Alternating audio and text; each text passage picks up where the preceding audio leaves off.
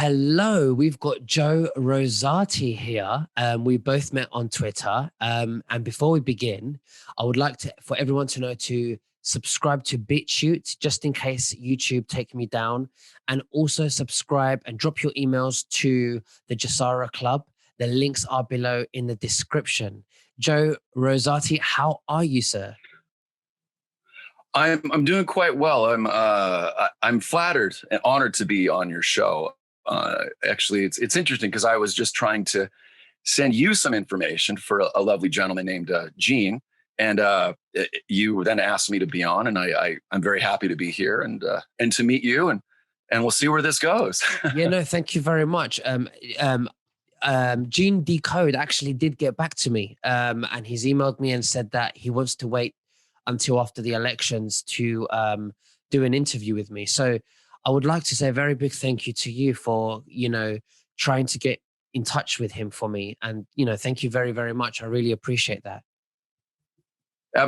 Absolutely. Well, I've seen what you've been doing on your show, and I think when you hear about someone that's had 30 years of knowledge of what's going on behind the scenes, if you will, and I've watched you go from just a few thousand viewers to almost 18,000 now on today's January 8th, 2020.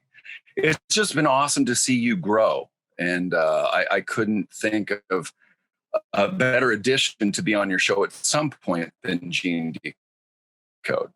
No, really. And thank speaking you of so that, much. Yeah. I think it's good because a lot of people, they want to remain somewhat anonymous.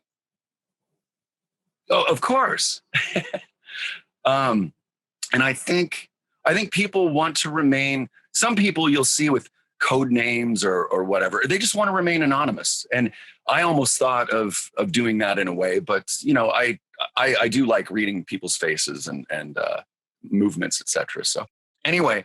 Well, so go ahead. So like I said, I look forward to hearing from your interview with Gene Decode in the future. But anyway, that's how Nicholas and I met, was over that. So Yeah, no, thank you so much. Honestly, it's fantastic. yes, So what's your story? We met on Twitter, haven't we? yes, absolutely. Well, I think why I wanted to reach out for you is you're doing a podcast now, and you've done music in your past as well, and I just think we have a bit in common, and I just wanted to reach out and help. I love, I guess my story, if you will, is I come from a large family, amazing parents, and like I said, unfortunately, I recently lost my father just a few days ago, My and condolences. thank you so much. It's been challenging, but he's better off now. And so I guess my background is I've been everything from an outdoor ed counselor. I've been a tour guide. I've been a nightclub owner, musician. I've booked artists, and I'm thinking that, if people see you and I, and a lot of people that I know, they're not familiar with what's going on. So I thought it would be cool if you and I could kind of be tour guides for people to show them just where to look and what to look for, and to help them know that there is some very cool stuff coming in the future, even though times are very turbulent right now, if that makes sense. Absolutely. Yes, it's well, definitely people need a guide because of what's happening. There's a lot of confusion, and it's great, Right. to speak to people like yourself who want to share the truth and speak, your opinions, on a platform like this. Thank you. Oh, absolutely. Thank you. So I guess where all this started is you start looking, the world has always seemed something's seemed off a little bit to me. And I've had struggles with, angst, being anxious, being bummed out at times, just trying to figure my way out, and or figure away my through the or way through the world, excuse me. And for me, when 9/11 happened, just like anyone else, I was in shock. But was really intriguing to me initially was, the towers fell, and it was an awful thing to witness. And then later, I didn't know about it so much at the time, was learning about Building 7. And Building 7 collapsed, I think, about 7 hours later, and literally looked like it came down on its own, and like in a controlled demolition. And that was something that's kind of always haunted me, and made me think, what's going on? And you've heard about the corruption in government, but that was one thing that I looked at.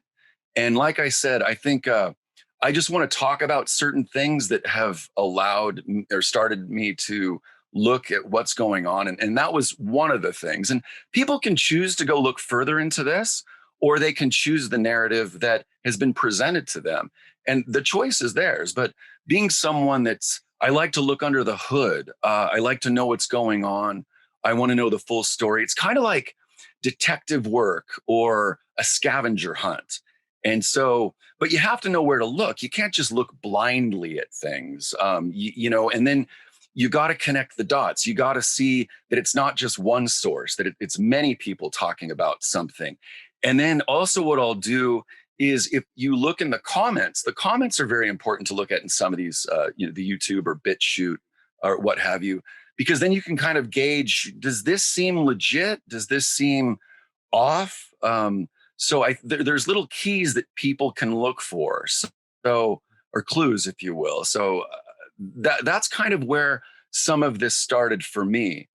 And then, life goes on, and there's not much you can do about things. I mean, what am I going to do about this Building 7 thing? I mean, I talk to people, it's not going to really do much. And then for me, what happened was, Ricky Gervais's Golden Globes speech about a year ago. He was just dropping all these things about Hollywood, and I watched it, and I didn't really exactly know how to process the information at the time. And then COVID hit, and I rewatched it in March, and it was just kind of a jaw dropper to me that he was saying these things.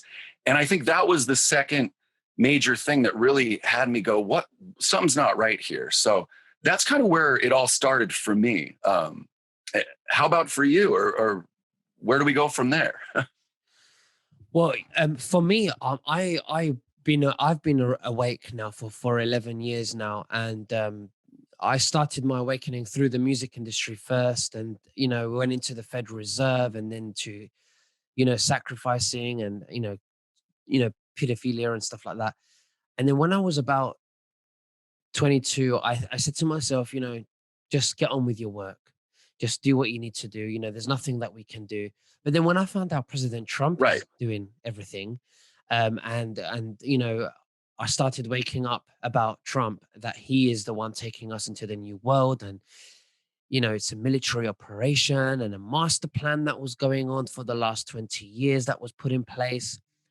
I thought, right, this is my calling. And I felt it inside me. I felt like this feels right, because no way do I start something and not finish it. And that was my law degree. I stopped it, and I said, no, this is an emergency. I said to myself, there's no way you're continuing this cabal Rockefeller University system, when this is going on. right, So I had to reconstruct myself into this new alignment and do what's right and stand on the right side of history. And I had no idea that I would have as many followers as I do today, because I've only been doing this for 4 months. And this is when I just went on to Charlie Ward first, and I just wanted. I went on Charlie Wood because I wanted questions answered, for myself. And just all of a sudden, everyone loved it. And Lee right, Hemington, his right hand man, insisted that I make a video and start my YouTube. And I refused. I said, I don't want to. I said, it's not really who I am. I just want to know for myself. And, but it took him a week actually to get me to start doing my own my videos. So I made a few videos and people liked it, and it felt right for me to continue this and get the truth out of people, despite that I'm learning as well at the same time. And it's very therapeutic. I'm learning, people are learning, they like it, and it feels rewarding when people say to me they're coming onto my channel and they look forward to the next video, and listening to intel and spirituality and different perspectives and religion and everything else. It's really, it's a really nice feeling. So we're all in this together. We're all one family, and we're all connected. We're all one. We're all equal, and it's fantastic. It's great, and we are all contributing. Everyone that comes and watches these videos, um, I'm sure that everyone is watching and sharing their own posts on social media and Facebook and everywhere else on Twitter. And again, we're all contributing, and it's absolutely fantastic. And I love everyone involved in this, and I've met many great people involved.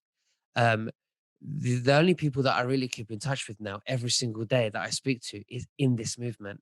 Yeah, Charlie Ward and Tara, who's involved, and Drew, and Right. many people who are involved, within this. I keep in touch with them every day. They are my new family, my listeners, Yeah. and yourself, and you guys are my new family because we are the connecting consciousness. And I'm very privileged to be here to do what I do, and I really appreciate that.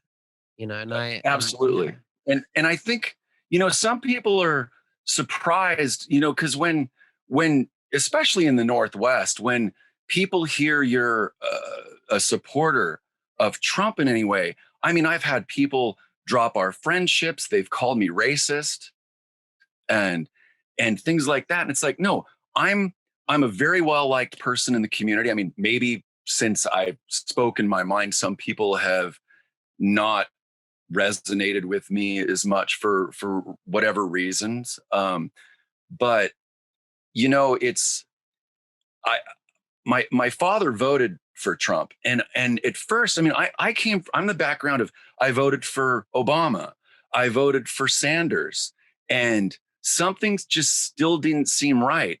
And Trump got in, and I watched my dad and his sister go back and forth for a few hours about my dad trying to convince his sister about Trump and her trying to convince him about, the democracy, the Democrats. And, this isn't even a Democratic Republican thing, but Mhm. you watch these arguments and the blood boil and the back and forth. And it was hard because there was no resolve at the end of it.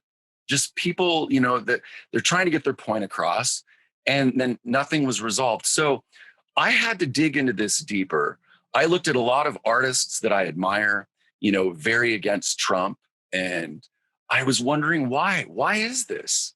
And so I started digging. I started reaching out to my friends that are more open minded. And just like a detective, I mean, a detective doesn't go into a case with a bias, a detective goes in looking for the truth. And so I had to remove, everything that I'd really been taught and go into this. And that took a lot of courage. And I've taken some heat. But I'm a bartender. I love people. I want the best for humanity. And this community of people, you'll notice they're very articulate, they're very compassionate. They want the best for people. They're not deranged running around, I'm sure people see what's presented in the media, but if you look at the articulate, beautiful conversations that are out there, it lures me in to want to understand more. And I mean, I've watched Alpa Sony. She's been amazing to watch. My dad, he had a piece when he would learn about some of the things going on, especially Dave at the X22 report, because everyone finds the channel or the person that they relate to and want to hear things from. And once they get that, they can start, kind of opening up to what's being said. And if I had a dear friend of mine telling me, hey, there's something you really need to look at, I would at least look at that. I wouldn't just go, oh, well, it's this thing and I can't hear that. I mean, this is hard to come out and say, this is the stuff that I'm finding. Back in the day, um, people that are trying to speak the truth, and they call it a conspiracy theory, if you will, that that term was actually created by the CIA to Mhm. throw people off of finding truth. And I just know now, with everything that's going on, that we need each other. We need to know what's going on. and to at least talk about it. And just because someone has a different perspective, I mean, you can still remain friends. But if someone will only be friends with me because I have their same beliefs, I believe that would be called a bigot. And I relate to all walks of life. In fact, I came back to the Northwest from Park City, Utah, because that's very much a town where, for the most part, you have the worker bees and the very wealthy. And I came from, kind of a combination of white collar, blue collar. And Tacoma, Washington, it's known as the Liverpool of the Northwest. I've got to know Buck Ormsby and interviewed him and was on their show with a friend of mine years ago. And it's been an amazing experience. I'm a filmmaker as well, but I'm not going to let people that don't want to hear the truth stop me from helping other people that do want to know. And maybe if someone hears something from me as a friend, even if it's one person, and it helps them understand, I've done my job. Because I could just go along and watch, CNN or Fox. I mean, I don't want to do that. There's something underneath, and I want to know what that is, and I want to share the beautiful community and people like you with people that I know. When you're able to listen to something that you disagree with, and you really disagree with it, and you're there and you're listening, and you just look at it from a different perspective and you give it a try, it really makes you a strong character. You have to be a strong character to do that. Okay. It's a bit like lawyers. If you want to win your case, and you're a barrister, in the UK we call it barrister, in the States, you call it an attorney, a person that goes and advocates in court, to fight in court. In order to win your case, you have to listen to the other side, and you have to listen to their perspectives if you want to win Right. your side. And it's a bit like a judge. If you want to be a judge, you have to be able to look at both perspectives, okay, before you make a decision. Okay. And then you do a balance. That's why you have, the scales. In law, you Yes. have that, you know, how would you call it? Yeah. So It's it, the weights, the the scales. weights, It's the yeah, yeah, scales, the scales of justice. exactly. It's the ratio decidendi, and in Latin, in Latin, it's called ratio decidendi, and in what that means is the decision with the balance, and what the courts have come out with, in respect to the president, um, or the verdict, if you like. So it takes a strong character to actually ascertain, both and all the perspectives. That's what makes you a strong character. Not when you think, I believe this and I can't look at that. I can't read it. Well, listen, if you believe this, it doesn't stop you from just taking 5 minutes out and just listen to that. Okay. And then you can make your own decision, you know? So when I had the business partner and I was working with him, we were always put under a lot of pressure. And this was, in my mid 20s. And he always said to me, and I never forget this. He said to me, when you're under pressure, remember, you are becoming a stronger character. Just remember that you're constantly developing. And your challenge is to keep calm and to be as calm as possible.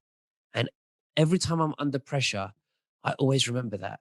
And I'm always feeling good when I'm under pressure, because I always remind myself I'm developing as a character and I'm always growing.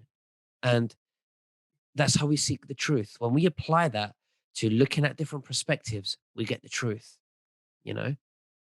Absolutely. So, yeah. And I've watched it. I've watched you, from when I first saw you, it was on Charlie Ward. And then then I saw you starting to interview people. I'm like, oh, that's the guy that was on the Charlie Ward show. This is really cool. And now that I'm seeing you interview all these amazing people, and it's just because you know, you've set your course, and the wind is in your sail, and you're supported, and you're strong and you have integrity and you have great qualities, and it makes people want to watch you. And I mean, if people want to know, if they resonate with this and they want to know who to listen to, I would say most of the people that you are interviewing on your show, or that you're part of any shows that you're part of, really, because it's a beautiful community. But if someone, you really have to let go of one's past if you're not used to hearing some of these things, in order to tap into it. But once you do, it's pretty amazing. And it's something that's been mind blowing to understand what's going on in the world. It's hard at times, but it only makes you want to help, and reach out to people. It's very humbling, and we need each other's support, because it's a real challenge at times. It's been isolating, and then you add, the pandemic, on top of it, and that's a whole nother story at a different time. But it's hard, and it's hard to know for people, what to believe, and I think that's been a big challenge. And like I said, friends of mine that, like, what, they're trying to send me videos like, no, this is what the truth is. And I'm like, well, have you even looked? Like, I've already believed all that. I've had to go through my own war within myself to understand what's going on. Mm-hmm. And it's been quite a process. But I want to show people that are wondering what I'm up to, and why they may not relate to some of the things I'm saying, that there's a beautiful community out there of people that are wonderful people. And if they want to know more, they can watch your show and start learning about that. And there's plenty of other shows out there as well. So that's in a nutshell. That's mainly what I came here to talk about, and to help maybe people see that Joe the bartender is questioning things too. And maybe by me questioning things, it helps them question things. And, because in a bar, you don't talk politics and religion and all that stuff, but you do with your friends outside of it. And so anyway, it's cool to be able to share with someone, and like yourself, and to help my friends maybe understand where I'm at right now, and my family too. They're not sure. Like, sometimes, like, we're worried about you. Honestly, Nicholas, I'm a little worried about them, because when the truth comes out in the coming weeks, and it's coming like a freight train. Yeah. It really is. And it's going to really help me a lot when it finally does come out. So I Yeah. don't have to explain myself. But, I want the best for people. And that's where we're at right now, is trying to help people understand. You said something that made me laugh, and you're completely spot on. You said, they're worried about me, but really I'm worried about them. And that's exactly how I feel, because all they see is the pandemic. They see that Trump's a racist. Um, and that's it. They can't see a future. They can't see a future. Whereas Right. me and you, we see a future. We see Nasara. We see 5D. We see Mother Earth, It's beautiful. shifting. It's beautiful. We have such an amazing future, the end, to put an end to the endless wars, for every country to gain their sovereignty, debt forgiveness, um, you know, um, every I can't, the RVs, the revaluations, It, which will lead to humanitarian projects, which, tax abolishment, yes. and no taxes, or should I say no VAT on essentials. And that means food, water, medication. And it's happening right now. It's happening. Half of it's been rolled out. And this is Nasara, and we have such a bright future to look forward to. And the reason why I try to help my family and friends give them the bad truth, the negative truth, is so that if once they accept that and they can see that, then I can go on to explaining to them, but look what's happening and where we're going. But I can't get to explaining to them where we're going because they won't understand if I don't explain, and they can't accept what's happened and what's happening now. So this is the issue that I'm struggling with. They can't even see the facts. They just can't get around to the fact that the globalist elites and all the mainstream media and the corrupt politicians and globalists are the billionaires, they're all in it together. They just can't get their heads around that. They think it's too far-fetched. And you know Well, what? it's big. It's big. And you know what? There's not much I can do. And I've done what I can do. And those who have woken up, or those who are at least half awake, it's good, it's fine. But the others, there's nothing we can do. We can just pray. But we're all in this together, and we're all going in the same direction, but we all have our different journeys. But we're all going in the same direction, and we'll all get there in the end. And it's good. It's going to be great.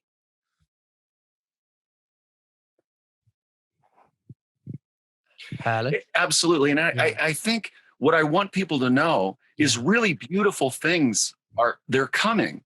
And and what I wanted to there's many things and many roads you can go down with this. And what I want to give people is some good hard evidence, if you will, of good things that are coming. So without getting too woo woo, you can look up right now online Tesla, and it's the Tesla. We may have to include the link, but look, just go to DuckDuckGo, Right. because if you go to DuckDuckGo or Google, you're going to get different results from that. And Hmm. DuckDuckGo, if you type in Tesla med bed, there are med beds that are from about $18,000 for a twin to about 100,000 for a king.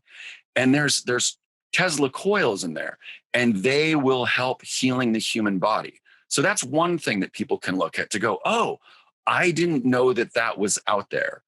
And you mentioned Nasara, Hmm. which there's 18 to 20 uh, points on Nasara and what that is. And that's another conversation. And there's plenty of interesting people that you've interviewed that can go more into that. But people need to look at Nasara.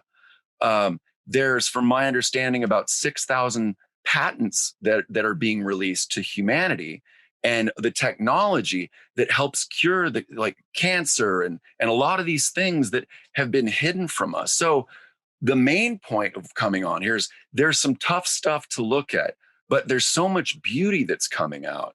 And are there things that you can think of that, for people just looking at this and just starting to wake up, that you can point them in that direction so that they can see the good things that are coming that maybe aren't too woo woo and too out there? Is there some things that you could recommend people look at? Well, it's hard because the mainstream media, like you said, that they censor it. So when you show them that Trump has abolished income tax in the states, or you see the executive orders, or with what he's done with insulin and prescription drugs, and um, and the med beds that are coming out, and all of these things, they won't.